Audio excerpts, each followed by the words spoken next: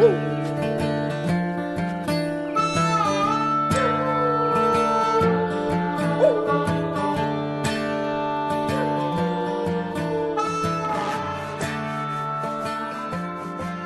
everybody, welcome to episode 10 of the Go Get Outside podcast. This is your host, Jason Milligan. That's right, we are officially in the double digits now, episode 10. I'm sitting in my back patio. The temperature is actually nice, there's a little breeze. It's not the 90 and 100 degree weather we've been having here. It actually feels like fall. Today on the show, we are going to be talking to a good buddy of mine, Scott Merrill. He teaches 8th grade algebra. He's a father of 2 daughters. He is recently engaged. He's inching up on 50. And he, kind of like me, rediscovered the outdoors later in life. Specifically, he got very involved in canyoneering. He and I got together in his backyard in Lancaster with his 2 dogs, talked about his life. So in this interview, because we know each other pretty well, we started to talk about things that maybe the audience wouldn't be familiar with a few times. We tried to explain those things as best as possible when they arose, but there are a few times that maybe we didn't. So a few people you're going to hear referenced in this episode are mutual friends of ours, Alden, Klaus, and Carl. Klaus already appeared in episode 2. He's the local canyoneering instructor in Chatsworth who runs Uber Adventures. So if you go back to episode 2 and listen to that, that's who we were talking about. Some of you may know that Go Get Outside began as a video web series, and if you go to the website, gogetoutside.com, you can watch those videos. One of those videos was about canyoneering. Alden was the person featured in that video, and he's a mutual friend of Scott and I's. So we make a few references to that video and to Alden. That's who we're talking about. We also make references to Carl, who appeared in the caving video of Go Get Outside and who will be in episode 12 of this podcast. He used to run a company called Extreme Things that had an outdoor adventure club. I was a member of that club years ago, and that is how I got into the outdoors. And so that is what we're talking about when we mention that. You also may notice an offhand reference to Rappel Camp at some point during this interview. It is not an actual camp.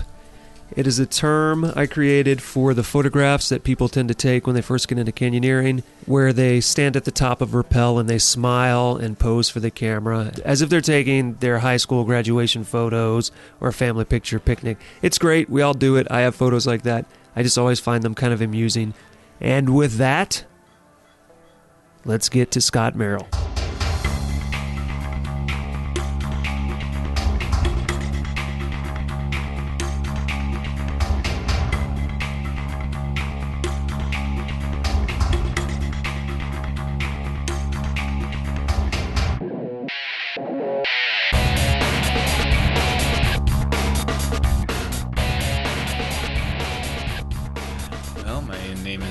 Scott Merrill. I teach 8th grade math. This is my 24th year.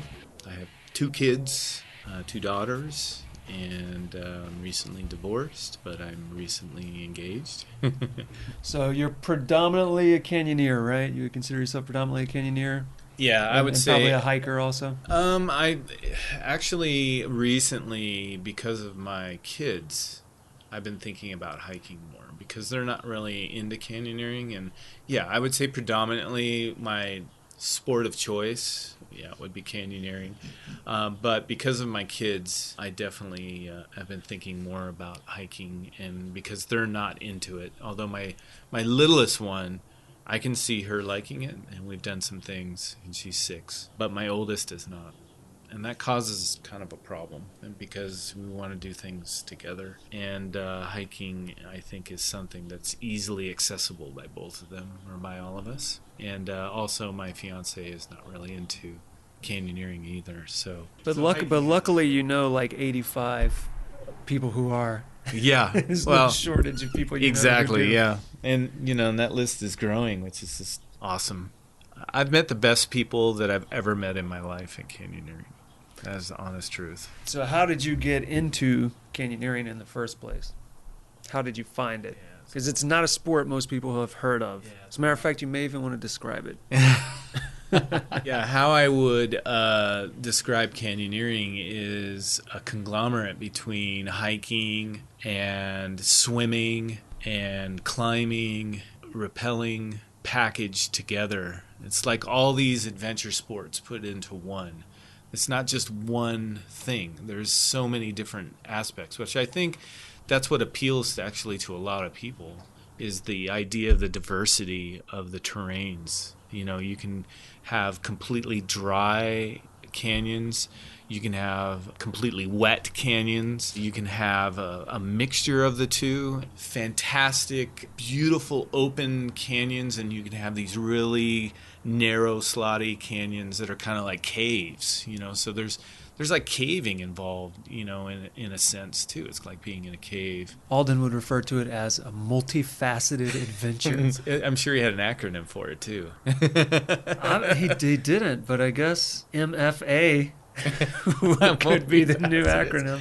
Multifaceted adventure. I know how I got into it. I don't know what the appeal was, to be quite honest. I had always wanted to be part of the outdoors. I really enjoy the outdoors. But for some reason, it just wasn't something that I felt that I knew enough people to really be part of. I knew nobody who did it. My whole life, I followed kind of a traditional path of, I like sports, and basketball was my favorite sport, and I liked playing baseball, and I would follow along those traditional lines. In fact, early in my career, I did some coaching, 8th grade basketball coach, and then I was a high school basketball coach, and I did that for several years. And I thought that's what I really wanted to do, to be part of something active. It turned out to be quite the opposite. I don't know. Well, I know why I didn't follow kind of that path. It's because I didn't have anybody in my life that did those things. And it's very difficult. This is pre-internet. I'm old. You're 86 as of yesterday, right? Yeah, it's oil of Olay. That's what I tell my students. I keep it nice and supple. He's not actually 86, by the way. I'm 49. He's 90. Yeah, 49. I mean, the internet is really what got me into this sport. Before that, and we had this conversation, but I'll repeat it. We didn't have this conversation on tape. On tape. Or no. on so now SD we're on tape. card. Yeah, we'll have as it would be now. I've always wanted to do backpacking or do something like that, like the John Muir Trail or something like that. I've always wanted to do things. And whenever we would go on vacation as a family, I'd always seek out minor adventures to do. We would go to Yosemite, and hey, let's climb Vernal Falls. Let's go up Vernal Falls. Let's get to the top there. And I would take my kids up there. And my ex-wife did not like any of that. And anytime we went somewhere, I always wanted to do something like that. So like the dog fell asleep. Yeah, well, he's he's going to snore it up. He snores. So, well, that wasn't my flatulence. So I think it was one of the rubs that was in my previous relationship. I like to do stuff like that. I remember one of my first adventures, I saw a documentary on Half Dome. I was like, man, I really want to do that. So a buddy of mine, we went and did Half Dome in a day, and it was like one of the best things ever. It's a hell of a hike, though. Yeah, and I went from basically, it was a summer of slothness. I was a sloth sitting on a couch watching golf. Back then, I was probably a little overweight, and let's go do this. And you went straight to Half Dome. That's how you started? So you went straight to 18 miles with... Yeah. Like 5,000. It's like 5,000 elevation gain. It's Yeah, it's insane. Yeah. And I didn't have the gear or nothing. I mean, these hiking shoes, I got a Big 5, and I was wearing my JanSport backpack and loaded it with water bottles, and I just remember those things poking into my back, and I actually destroyed those shoes on that trip, but it was like the best trip ever. I think about that a lot, about how much fun we had on that trip, just the two of us. And that's what kind of spurred me to kind of think about things that I would like to do, kind of adventure-wise. And, the interesting thing is right around that time is the same time that Aaron Ralston had his accident in Lower Blue John, in Robber's Roost. And I remember watching the documentary. First I remember hearing about it and thinking, wow, what an amazing thing. Yeah, and for people who don't know offhand that name, he's the guy who 127 Hours is about, the guy who got pinned beneath a boulder and had to cut off his own arm. Right. I remember hearing about the story. Then I saw the documentary, and Tom Brokaw, NBC News, had done a documentary on. A year after Aaron Ralston, they took Aaron Ralston back. And he hadn't been back there, so they took him back there, And it was just his account. Now, this is way before 127 hours. This is like probably 12 years ago. Took him through there, and I just remember watching them go through the canyon, and it's a slot canyon. The canyon comes out on this, this 90-foot rappel that overlooks another canyon that heads off, and it just looks so beautiful. And I was like, wow, what an amazing place. And I wasn't thinking about the danger that was there. You're like, I can't wait to go cut off my arm. Right, and exactly. have that experience. I wasn't thinking about that. I was thinking about how beautiful it would be just to be there. And it seemed like, something that a lot of people don't do, and a place where a lot of people don't go. And that really appealed to me. But I didn't know how I was going to get there. I had no idea how I was going to make that happen. So I remember getting on Google, and I called my friend who I did Half Dome with, and I said, we need to go to this place. I want to go to Lower Blue John. Let's see if we can make it here. And I said, the only thing we're going to have to worry about is this rappel at the end, which I don't know how to rappel. One rappel into the canyon, but the rest of it's, stemming and just kind of getting through the canyon itself. So I told him, I go, well, we could teach ourselves. We could do this, just thinking just dumb things. So I actually planned out just from where I saw in the pictures of the video, which I watched the video several times. I went on Google Earth, and I planned out the route to get there. I knew where he had parked his truck, so I knew that was the exit. I have no idea where the beginning was. Actually, my idea was to follow a route that I have no idea if the route would have worked or not. It might still be on Google Earth because I did plan a route there. But I was telling my friend, he's like, "You're crazy. I can't do that. I'm not doing a 90-foot rappel," not knowing really mentally what a 90-foot rappel even looked like, to be quite honest. And at the beginning, 90 foot is pretty substantial. Yeah. Once you've done a fair amount, it doesn't seem like such a big deal. And actually, having done it, it's not an easy start either. It's kind of a difficult start, and there's a free hang involved.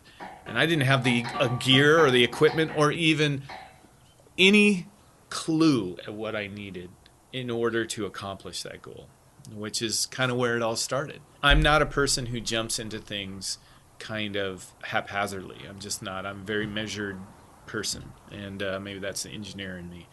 But so I decided that, okay, well, this isn't a good plan, and what I need to do is find people who do this. I know people are doing it, so I need to find them somehow. But the internet at the time wasn't very mature. It was very sporadic. It's kind of like a needle in a haystack finding anything. Like you had said, you'd found your group, which I kind of wish I'd found that group. Yeah. But I was being more. I had a very narrow focus, whereas you had a wide swath. You're like, any adventure, I'm in, and I would be too. I would have totally been in that group if I had been thinking about that. I may have searched for that, and who knows? Maybe that. Your friend Carl's site would have came up maybe at one point, but I just kind of discarded it because it was multifaceted. It had like everything. You didn't know you were into MFAs yet? Right, exactly. That's a term now. We've coined it. There it is. It's going to stick. It's like rappel camp. It's sticking around. Right. I started by searching for canyoneering, and I found the ATS. The Alpine Training School. So I signed up. They had two classes. They had one in the Sierras and they had one in the LA area. So I had kids, so I wasn't going to the Sierra, and these were 3-day courses. So I wasn't going to the Sierras for 3 days. I had too much daddy guilt to do something like that. So I signed up for the LA classes, and I didn't even know where they were, to be quite honest. And this was 2 years before I started canyoneering. Every year they would cancel the class in Los Angeles, because they didn't have anybody signing up for the class. But they had classes up in the Sierra, so people were going up there, which makes sense because of the water. And people are usually looking for waterfalls and want to be part of the water and all of that. Whereas me, the water was not really the draw. I like dry canyons. I like them. I like slot canyons. One of the first canyons I ever did was before I canyoneered was Antelope Canyon, which is out there in Lake Powell. And it's on Indian land, and it's a very commercial canyon. In fact, it's the most photographed canyon in the world. And right. I remember. I know the one you're talking about. Right. Yeah, once you say that. Right. And it's that one shot. Yeah. And it's very beautiful. And, was able to take the family out there and everything. And I loved it. So when I came back, Alpine Training School cancels classes. So I tried twice. And I remember, getting phone calls from somebody in Alpine Training School. I was wondering if it was ever like Dave or, some of the other guys that we know now. And they say, sorry, and nobody signed up for the class, and so I basically wasted like 2 years trying to, because this was the only part of that search that was coming up was ATS. Yeah, and I used to go out. I went out with them my first couple of canyons, but the difference was I was part of that outdoor group of Carl's, right? And he would organize it, and we'd have a group of people, so we were guaranteed because we had a dozen people going. So once ACS kind of, I could see that was not going to be an option. I was searching 1 year and a couple years ago, and the meetup came up. Klaus's meetup for Uber Adventures came up. And except it wasn't called Uber Adventures yet, right? It was like Southern California Canyoneering. Yeah, I think that's what it was. Yeah, Southern California Canyoneering, yeah. So his meetup came up. And I was like, awesome. And his first class that I remember, and I think this was his actual first class, was in Moab. The class was in Moab. Then they were going to Robber's Roost after that. And I was like, oh my God, this is like the perfect marriage. You learn, then they're going exactly where I wanted to go, into Robber's Roost, and they probably were going to do Lower Blue John. So I was like, oh, I got to do this. I'm going to do this. Now my ex-wife, not happy that I wanted to do this, and I was like, I'm going to do this. But it turned out that it was really bad timing. I think it was like the first week of school. You can't have a sub on the first week of school. It's just not going to set your year up very nicely. So I could not do it. I believe it was in September that they were going. I signed up for the class. I remember emailing Klaus and I'm going. I'm just going to find some way to go. And it was a really good price. And I really had no knowledge about, once I get out there, how I'm going to camp or how I'm going to do all this stuff that's out there. I don't care. I'm just going to figure it out. So when I couldn't go, I was really disappointed. And I didn't know, I figured Klaus would set more classes, but I didn't know that he had a plan of setting more classes. He had another class, I believe, that was in October. I signed up for that class. And then something happened. I can't remember what it was, but I could not take that class. And then I started feeling really bad because I would sign up for the class and then I had to cancel on Klaus. And you didn't want to be one of those guys. Right. I didn't. Yeah. In fact, there were several emails that I sent to Klaus like, I am not a flake. Right. I am not that guy. I am committed and I want to do this.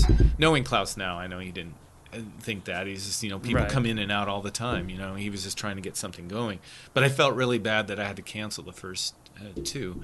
I was able to sign up for the next one, which I believe was in like early November.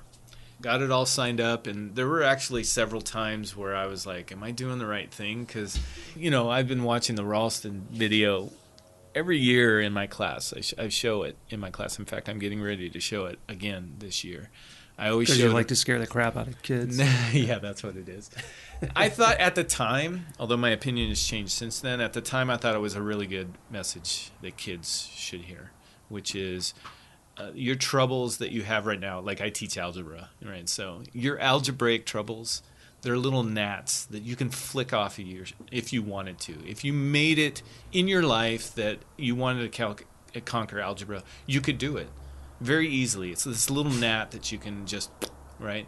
And I think that no matter how tough you think something is, or you're in a situation that you don't believe that you can get out of, you don't know your power. You have no idea what your power. And for 11, 12, and 13-year-olds, this is I think a powerful message because they don't know the power that they have. You as a human, you have power. You just have to access that power. And so I thought it was a really good message that this guy was in an impossible situation and he got himself out. And he did the unthinkable, something that you think you would never be able to do. And so I thought it was a powerful message for kids. And at the time, my kids never knew about this story. It wasn't mainstream news, and they were too young when it happened to begin with. So they didn't know about it. The movie since then has made it a little bit more, but still, it's a movie that's really inappropriate for kids of that age, and just for some of the content. But some of the kids have seen it, but still, they don't know. And even the real story is kind of interesting for them as well, and the kids really enjoy it. And so I had this, you had this idea that it's dangerous, right? That it's adventurous. And I remember when I signed up for the class and that I actually had to go, I had second thoughts about, is this something that I really wanted to do? Because it was scary. I'd never rappelled except I did that cavern, and that scared the crap out of me when I did the Moaning Cavern, which is 120 foot in darkness. You had a J-rack that you were using. It wasn't, a rappel device or anything. This is a big J-rack and you could hang there. Yeah, I assume that was guided, so someone was helping you with the process. There was somebody up top, but you were in charge. Okay. You did everything. But the J-rack had so much friction. Right? So you had to literally shove the rope through to move at all. And it was actually very difficult to do. So I was apprehensive when I went to Klaus's class. And I remember the first class. So it used to be a 3-day course. And so the first day we would meet in Griffith Park.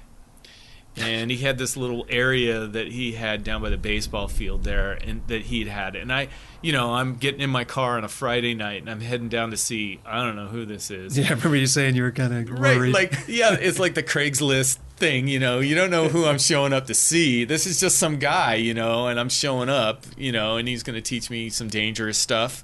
And I don't even know if this guy is certified. I don't even know what certified means, right?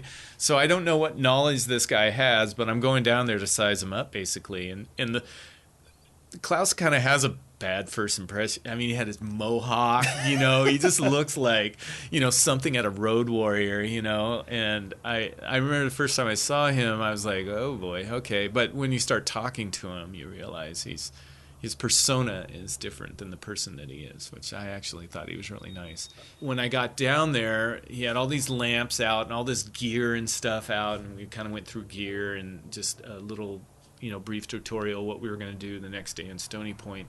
And that's where I met Alden. Alden was actually there. Alden was taking the class, but he was assisting Klaus because he had never taken a formal class before. But he had knowledge because he had done canyons and he had done things on his own, but he had never had formal training. But that's where I met Alden. And before I'd done at ATS, I had a book. I got ATS's book, and it was actually, I thought, pretty complicated, and I didn't know what I would do.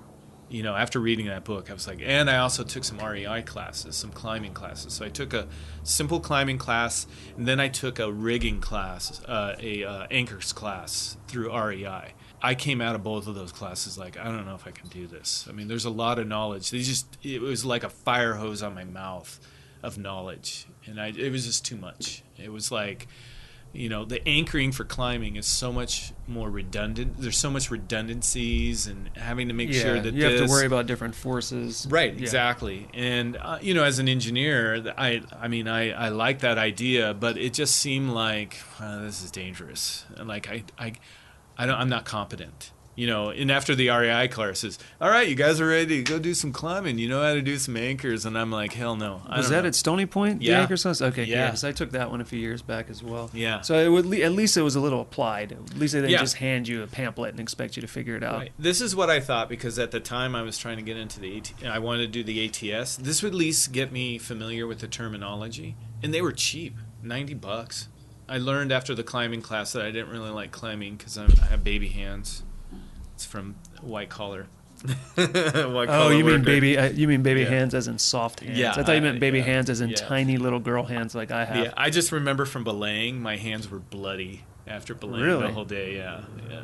Belaying for all the people that there for the REI climbing class. I was like, my hands were a mess. Man, you got to toughen up those hands. Yeah, no doubt. So, but it's good for the ladies. Velvet touch. So, but the knots class really kind of made me think I am not ready for this at all. There's too much knowledge here, and it's going to take me time. When I went down to Klaus's class, I remember the first thing that we did is he had us rappel, a rappel that he does with everybody. And it's not an easy start, and it's steep. And I was thinking, don't we want to start on like a little rock or something? Was it on Beethoven?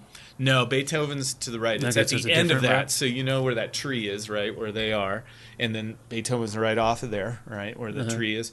It's down that ridge to the end. There's that pile of rocks there. And he does that one where you go down the crack, right, which is off to the side. And then there's the one that you go off the side there. He always does that one. It's like, oh, my God, Can we do a soft toss first? But no. The thought is that it's just a little more difficult to start that, so it's just to get you used to that, or? I don't know what his thought was. Like when I was teaching my girlfriend, I started her on a rock, like just a gentle grade, so that she could get used to using the device, which I thought, being a teacher, I'm always, you structure your goals, you start kind of soft, and then you work your way up. Klaus is more of the water's deep. You're getting in, go, which that has its own merits too. You might as well. He's got a plan. If I start too soft, we're not going to get through the material that we need to get through. So you're saying he's a throw the baby in the pool? Yeah, that's what he is. And listen, I'm not degrading that idea. It worked for me. I was scared to death to do it because I'd never done anything like that, and where I'm under control. That class, when I got done that day, the first day was all about rappelling, and we did Beethoven, we did all the others, and we actually went off of a knot. I actually have this great picture of Alden where we're going off a knot chalk. He made a knot, put it in a crack, and then we were rappelling off of this. And I have the picture I have of Alden on my phone is his look, which is just classic. Is this next to the bikini pictures that you have of him on your phone? Of course, yeah. Is it in the Alden folder with all the Alden's birthday? Alden's. So this is my first day of canyoneering with Alden, and Alden's going off a knot check. I just love his eyes where he's like, we're actually doing this. Like we're going off a knot, just a knot by itself. So everyone understands I'm looking at a photograph that you can't see and that you won't be able to see. And the Alden person we're talking about is a mutual friend of ours. Yeah. But it works on a podcast, and right? Scott is in love with him. But that's not his fiancé. Right. So, it's very complicated.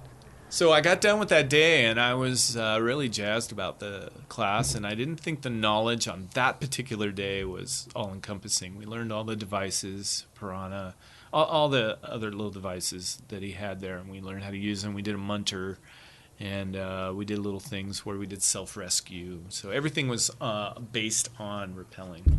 So I was impressed with how Klaus did his class. He's very logical, very German. Very pragmatic. I thought a lot of the stuff was very to the point. We did a lot of knots on the first day, which can be a little overwhelming also. I think he actually does too many knots for the first class. He had a lot of knots. He was trying to be all-encompassing, which is good. Here's all the knowledge. Now you go out, and if you want to know this, go on YouTube. Now you can look at it and go, oh, yeah, I remember that. The second day was a lot harder because it was all about anchoring. Which, if you think about it, that's really the nuts and bolts of canyoneering. I mean, that's where you can die, is by not being able to do an anchor. Rappelling can be pretty easy. I mean, that's the easy part of canyoneering, really. Right. Unless you introduce hydraulics or some, right, some weird additional, right. Yeah, but in and of itself, right. It's pretty straightforward. It's not something that you'd really have to... In my opinion, you really have to do some screw-ups to mess up on rappelling, or something happens to you. Or you untie a knot. Well, yeah, but even then, right? I've heard of a guy who did that. Yeah, but I'm talking about the actual act of rappelling. When you're on there, yeah, right. So, but the next day anchors. That's where it gets serious, because you have to be able to assess these things that you're going to go off, which are dangerous. You have to know. You have to be able to build it. But having no experience with anchors themselves, and after taking that climbing class, it just seemed like, wow, that's not a whole lot. It seemed very simplistic, very minimalist. And I was a little worried about that idea. Obviously, since then, I'm not as worried about it. I've gone off a lot of different canyoneering anchors, and I feel very strong about all, the ones that I've gone off and what we do. But at the time, I was like, oh, really? This little piece of webbing? Webbing is a funny thing because I remember that as when, now I don't even think twice about webbing, but I do remember the first time I ever rappelled or anything off of webbing. And for anyone who doesn't know what webbing is, it's basically like nylon that's sewn together into kind of a flat tubular shape, and it just looks so thin, but it's ridiculously strong. Right. Yeah, and when you first get started and you look at that, I don't think anybody trusts it. No. Before you know it, you trust it with your life all the time. Yeah, right. Yeah, exactly. It's just kind of, for me, it just seemed like I'm not prepared. Again, that's how I felt. I'm just not, I didn't know enough. But I think that's kind of the feeling I'm sure a lot of people who are green, and are just inexperienced, you're going to feel the same way, So that's, anytime I get in a canyon with newbies, I really try to, I understand that feeling. It's easy to forget it too after, a year or so, and then you just kind of take for granted that you look at a ledge and you step over it and you don't think twice and there's no problem. And then you see a new person having that issue, and then you remember, oh, yeah, I remember the first time I did this. Yeah, I was not happy. It was difficult to make myself do this. Yeah. And then Alden and I planned the next weekend to do LSA. So we went out and did LSA together because he had done it before.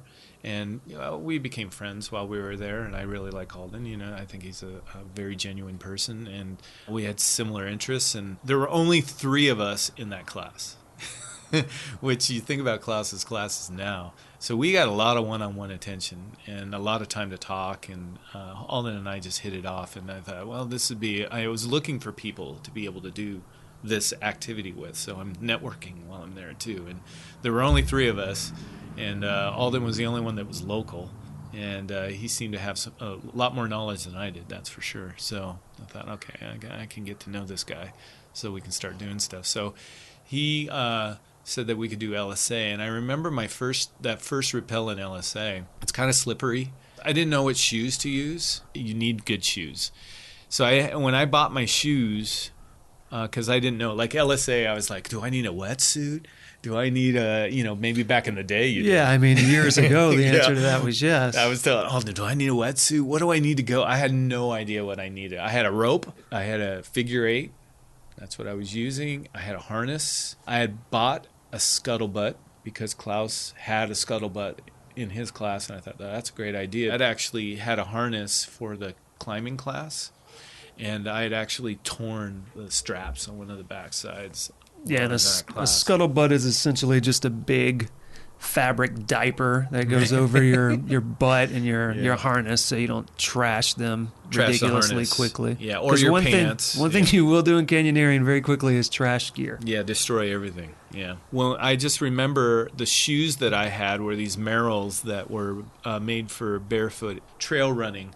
But there's this movement for people not to wear socks. They love just to go in their barefoot. Yeah. This is probably back in the big Vibram 5 fingers days. Yeah. And I didn't want those. I thought those shoes looked ridiculous. I had some of those. They're actually kind of cool. I used them enough until they just fell apart. Really? Yeah. Oh, wow. So I got the Merrills, and but the problem is they were not sticky at all. I felt very unsure all the way through LSA. Very unsure about my footing. It was awesome. But I was constantly just feeling like I was going to fall. In LSA, what's the biggest wrap? Like 40? It's a good beginner one for that reason. It's perfect. So, I mean, none of it was ultra scary, but I couldn't imagine doing something that required, like let's say it was a 120-foot wrap or something like that. With those shoes, I would have been scared to death. But 40 feet, it's like, I don't think I'm going to die here, but I could get hurt pretty badly. The shoes were a big issue. In fact, right after that, I bought some really good shoes. That first day, it's like a whole world opened up for me. Like after that, I was just so happy, and I thought that Alden and I really were getting along during that day. So I thought, man, this is somebody I trust, and that's really important too. You have this kind of idea about people who are adventurers.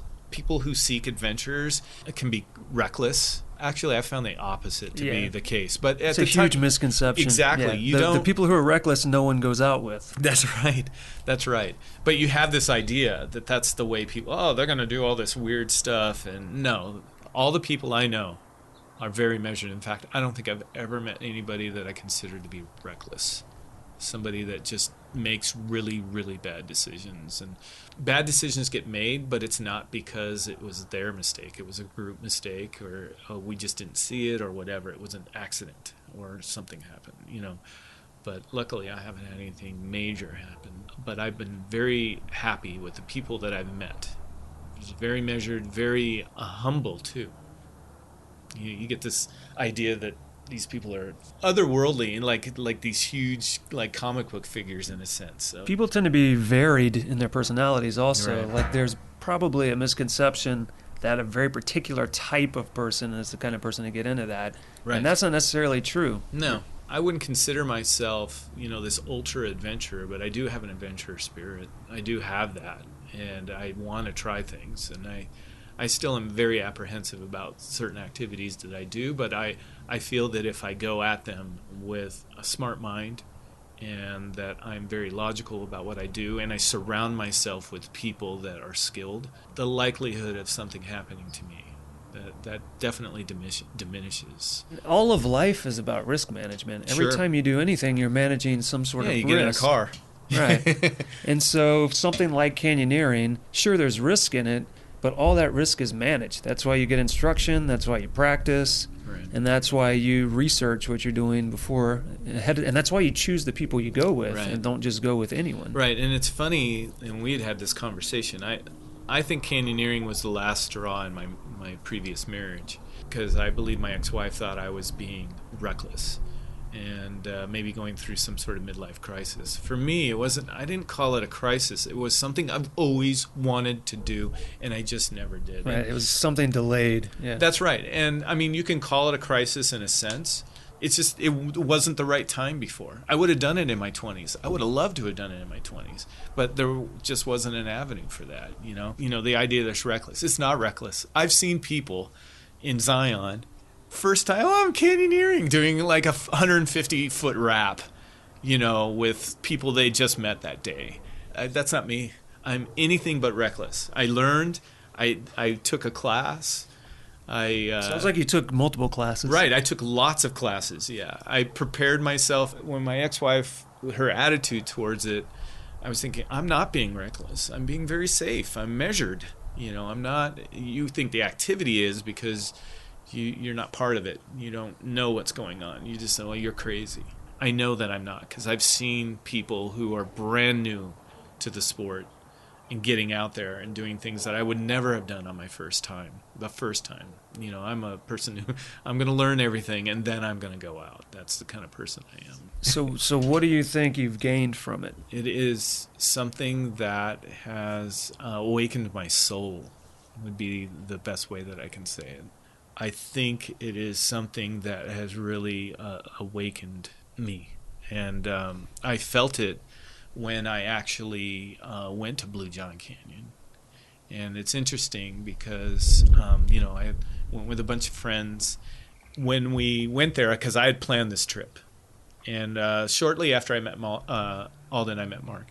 And I had told Mark about, I want to go to Blue John. And he said, I want to go there too. Yeah, let's plan this trip. So it was literally a year after that we actually went. Blue John Canyon it's a nothing. It only has significance because of the accident that occurred there. But rarely people go and do this canyon. And after doing... It's primarily a hike, right? It's more a hike than a technical canyoneering trip. If I remember correctly, I think it's 12 miles altogether. Most of it's hiking and very little technical parts. And the only reason to go there is curiosity, right? But for me, it was more than that. I'd shown this video probably for 10 years in my class, and it had been a dream for me to go there. And everything that I had been doing up to that point was just to get me there. That was number one goal. Out of all the canyons that there are, and there's so many beautiful and wonderful canyons, that was my number one that I wanted to do. And so Conrad's like, yeah, okay, let's go do this. And Mark's like, yeah, let's go do this. So I planned the trip for us to go there. I never camped out in the middle of nowhere. And if anybody's ever been out there, it's, you get on a dirt road and just go for a couple hours, and then you camp, out at Motel 6 out there, And I remember getting there. It was crowded. There's lots of people there. At first, I was kind of disappointed. Like, I was kind of hoping for kind of a wilderness experience. But then I quickly went, this is cool. These are people that like the same thing that I like, and they are here. This is why. That's the only reason to be there, is because they enjoy this as much as I do, which means I'm going to meet as many people as I can. So we did the canyon. I remember standing on that rappel, and it was one of the best feelings I've ever had in my life. It was an awakening feeling where I had a goal. I had no idea how I was going to accomplish that goal, which is I wanted to stand here. That's all I wanted to do, was stand here. And I had no idea what tools, what knowledge, or how I was going to make that happen. And to make it happen through your effort is empowering. I'd done so many other more technical and demanding canyons, even leading up to that. And this was, you could think of it as a anticlimactic, right? But it wasn't. It was the pinnacle. I don't think any canyon will ever surpass the feeling I had on that place where I was standing and just realizing that I had done it. I'm here. This is my dream, and I made it come true. And that's what it's given me.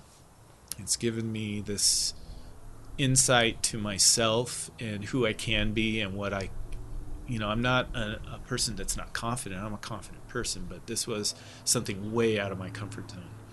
And that I accomplished that. And I was there with people that I genuinely loved.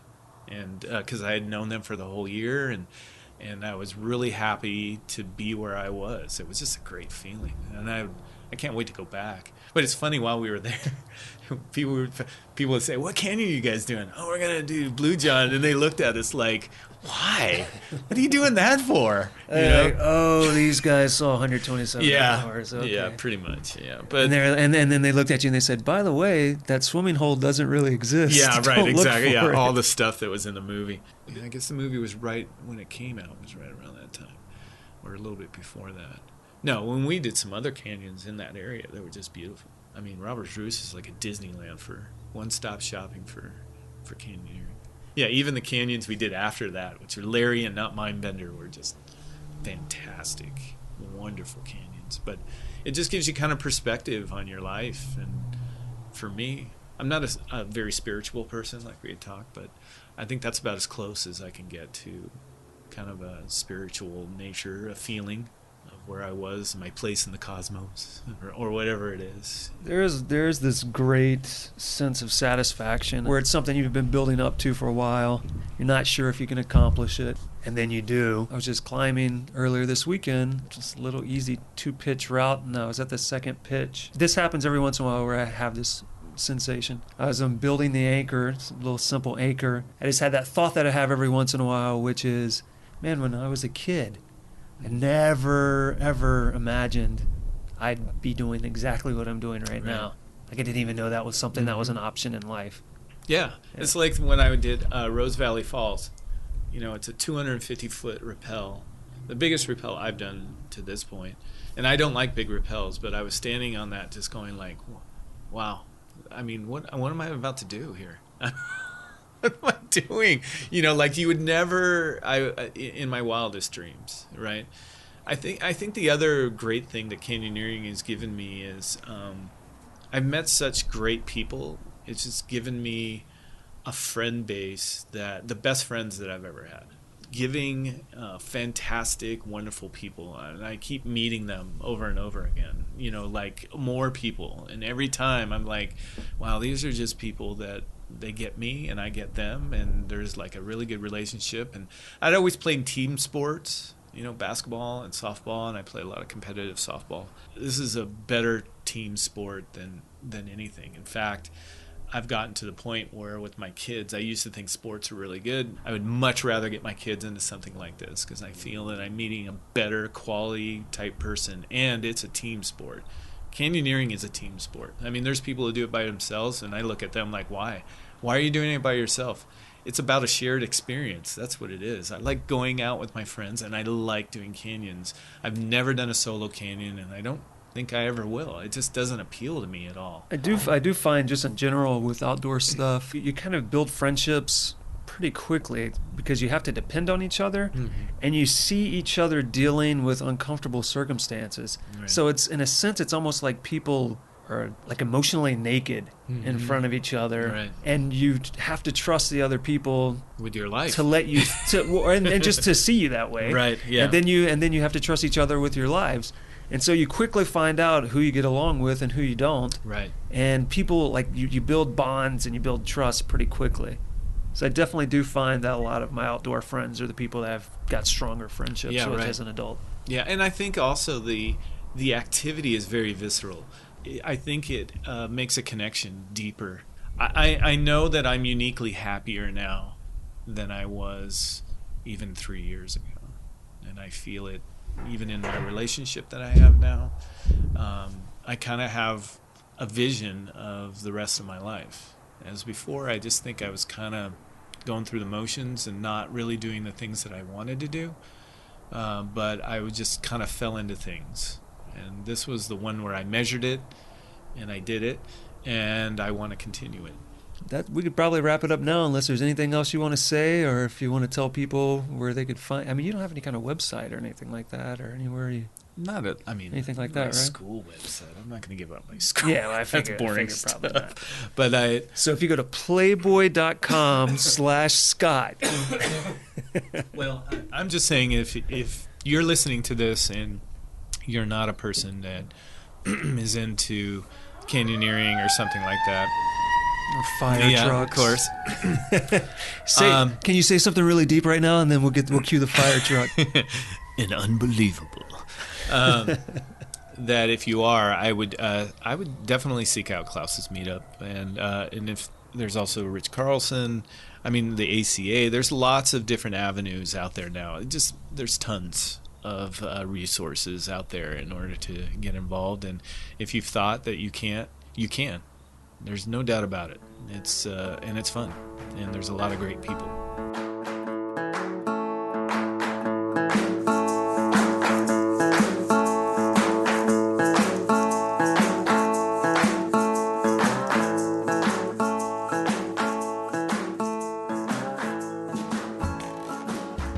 And that was Scott Merrill. If you'd like to follow up on some of the things we discussed, stop by the website, gogetoutside.com. Look for the show notes in the podcast section. You'll find links to all the things we talked about, like Half Dome, Aaron Ralston, 127 Hours, that Go Canyoneering video featuring Alden, links to various canyoneering instructors, and you'll get to see photos of Scott in action, including the photo he's talking about of Alden and the knot chalk. You can finally see what we spent so much time talking about on the podcast earlier. You want to get in touch with us at the show? You can do that. You can do that with email. Email go@butcherbirdstudios.com. You can do that with your telephone machine. You can call 818-925-0106. That is not my personal phone. That is not the Butcherbird hotline. That is a Google voicemail specific to this show. If you call that, you have 3 minutes to leave us a message. Go ahead and do that. Are you subscribed to the show? Have you rated the show? Have you reviewed the show? Yes? No? Maybe so? Get on it. Stop by iTunes, Stitcher, however you digest this show. Stop by there. Make sure you are subscribed, you've rated it, and you've reviewed it. I'd love it if you give it 5 stars, but if you don't like the show and you want to leave fewer stars and explain what you hate about the show, hey, that's okay too. I'm all about honesty. We love honesty here at Butcherbird Studios and the Go Get Outside podcast. We love you honest people, especially you honest people that honestly want to give us 5 stars. Next week, I guess I shouldn't drum roll on my leg. It's probably not the most efficient way to do this. Next week, Ches Bruengraber, botanist, biologist, founder of Gobi Gear, world traveler, ultimate frisbeeist. Come back next week, Thursday. See ya.